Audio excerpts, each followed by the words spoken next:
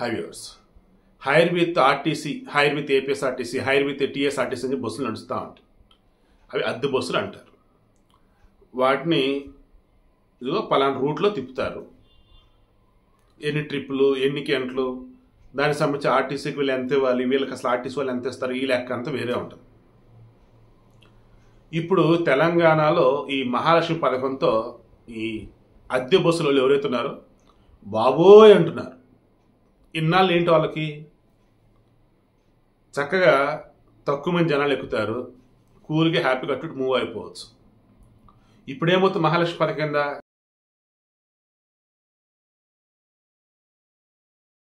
కిక్కిరిసిపోతున్నారు జనాలు.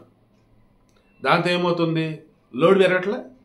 లోడ్ పెరిగినప్పుడు ఆ బస్సులో అటు ఇటు మూవ్ అవుతూ ఉన్నప్పుడు బరువు మోస్తే గాడిదకైనా మనిషి అయినా ఎవరైనా అలలాడాల్సింది కదా. సో బస్సులైనా అంతే. సో గుల్లవటమే ఇంకా అది లేదు. వాటి కండిషన్స్ ఎంత బాగున్నాయి అన్నా కానీ ఓవర్లోడ్తో ఒక ట్రిప్ అంటే ఓకే, 2 ట్రిప్లు అంటే ఓకే, రోజు అంతేనా. దాంతో ఆర్టీసీ దగ్గర ఉన్న బస్సులు సరిపోవట్లా. ఈ అద్దె బస్సుల్ని మరలా అడుగుతూ ఉన్నారు. దాంతో మనకున్న సమాచారం మేరకు ఈ అద్దె బస్సుల వాళ్ళు ఆల్టర్నేటివ్ చూపించండి అండ్ మోర్ ఓవర్ మాకు ఇచ్చేదానికి సంబంధించి మరింత పెంచండి అన్నట్టుగా ప్రభుత్వం ముందు డిమాండ్స్ పెట్టారు. ఏముంది, డిమాండ్ అండ్ సప్లై. ఇప్పుడు డిమాండ్ ఉంది, బస్సులు డిమాండ్ ఉంది. సో ప్రభుత్వం నుంచి ఇంకా మాకు ఏదైనా ఎక్స్ట్రా బెనిఫిట్స్ ఇస్తే మేము ఏదైనా చేయగలుగుతాం, లేదంటే 5వ తారీఖు నుంచి మేము సమ్మెలోకి వెళ్తామని చెప్పేసి వాళ్ళు. ఇప్పటికే ఆర్టీసీలో సరైన బస్సులు లేక ఉన్న వాటిని ఎలాగలా నడిపిస్తున్నారు. ఆ ఉన్నట్లో కూడా అద్దె బస్సులు కొన్ని ఉంటాయి. ఇప్పుడు వచ్చేసి దీన్ని కూడా పక్కన మొన్న కేసీఆర్ గవర్నమెంట్ ఉన్నప్పుడు ఆర్టీసీని ఆదుకుంటాం, ప్రభుత్వ పరం చేశాను అంటున్న వాళ్ళు బస్సుల సంఖ్యను పెంచలేదు. వాళ్ళు ఉన్న బస్సులను అటు ఇటు నడిపిస్తూ ఉన్నారు. దాంతో మనం కొన్ని కార్గోకి పెట్టారు అండ్ ఉన్న డ్రైవర్ని కండక్టర్ అటు ఇటు మూవ్ చేశారు. అదే డ్రైవర్లు కండక్టర్లు ఉన్నప్పుడు బస్సుల సంఖ్య కూడా పెంచి ఎక్కడైతే క్రౌడ్ ఎక్కువ ఉండిద్దో అటు సైడ్ తిప్పితే సరిపోతుంది కదా. అలా చేయలేదు వాళ్ళు. ఐఎమ్ షూర్ ఇప్పటికే Telangana government, that means Revanth Reddy government గత కేసీఆర్ పాలనలో ఏ ప్రభుత్వ విభాగాలని వాళ్ళు అశ్రద్ధ చేశారు, లేదంటే ఏ ప్రభుత్వ విభాగాలలో వాళ్ళు అలసత్వం ప్రదర్శించారని చెప్పేసి శ్వేతపత్రం అని చెప్పేసి ఇస్తా ఉన్నారు. త్వరలో ఆర్టీసీకి సంబంధించి అవన్నీ బయటపెడతారని నాకైతే అనిపిస్తా. ఇక రేపు సమ్మక్క సారలమ్మ జాతర ఉంది కదా, దానికి సంబంధించి స్పెషల్ బస్సులు ఏవో వేస్తున్నారు. వీటిల్లో మహాలక్ష్మి పథకం కింద ఉచిత ప్రయాణం ఉండమని చెప్పేసి అంటున్నారు. ఎందుకంటే అవన్నీ స్పెషల్ బస్సులు, వాటికి పైసలు వస్తే నడపాల్సింది అని చెప్పేసి అంటున్నారు. మరి అది ప్రభుత్వానికి సంబంధించి మరి నష్టం చేకూర్చిద్దా, లేదనంటే ఎందుకైనా మంచిదిరా బాబు వాటికి కూడా ఉచిత బస్సులు వేద్దాంలే ఆడవారి కోసం చెప్పేసి అంటారా, చూడాలి.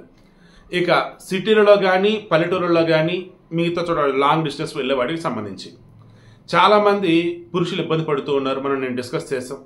ఆడవారి అయితే ఇబ్బందులు పడుతూ ఉన్నారు. అయ్యా మేము డబ్బులైనా కడతాం రెడీగా ఉన్నాం, బట్ బస్సులు టికెట్లు ఉండట్లేదు, సీట్లు ఉండట్లేదు, అసలు ఫుల్ రష్ ఉంటుంది, బాగా ఇబ్బంది అవుతుందని.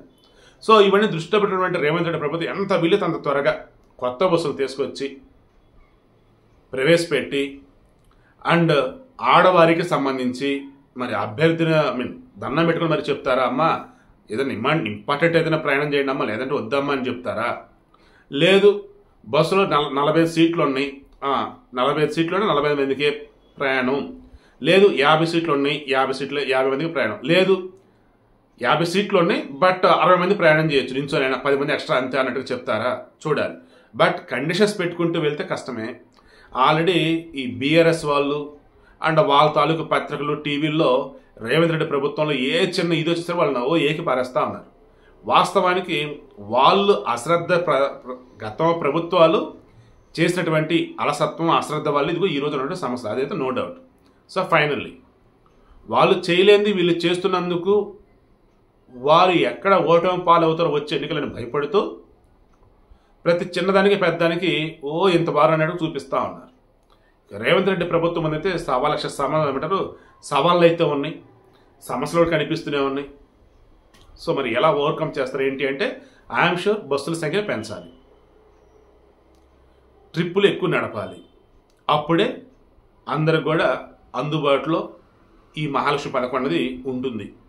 లేదా పేరుకు మహాలక్ష్మి పథకం అనేది ఉంటుంది, బట్ కొంతమంది వామ్ము అని చెప్పేసి వెళ్ళిపోతారు, కొంతమంది వచ్చేసి తిట్టుకుంటేనే అలాగే ట్రావెల్ చేస్తారు. దానివల్ల మంచి చేయడానికి పోయి చెడు మూట కట్టుకున్నట్టే అయిపోయింది.